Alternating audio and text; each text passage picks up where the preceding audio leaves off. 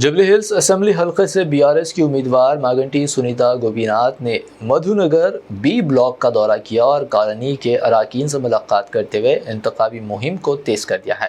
इसके अलावा बोराबंडा डिवीज़न के साइट नंबर 2 पर बीआरएस पार्टी की तरफ से एक अहम सरगर्मी अंजाम दी गई, जहां सीनियर बीआरएस कायद प्रवीण कुमार और बीआरएस के सीनियर रहनुमा सत्तार साहब की मौजूदगी में घर घर इंतखाबी मुहिम चलाई गई।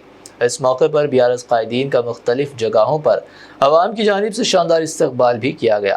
सत्तार साहब को पार्टी की जानिब से घर घर राब्ते के चैंपियन के तौर पर पेश किया गया, जिससे जाहिर होता है कि बीआरएस जुबली हिल्स हल्के में अवाम से बराह रास्त राब्ते पर खुसूसी तवज्जो दे रही है।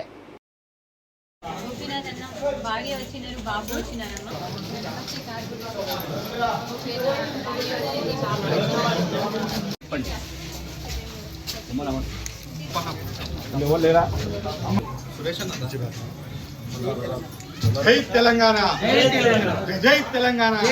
సునీతమ్మ గారి నాయకత్వం, సునీతమ్మ గారి నాయకత్వం.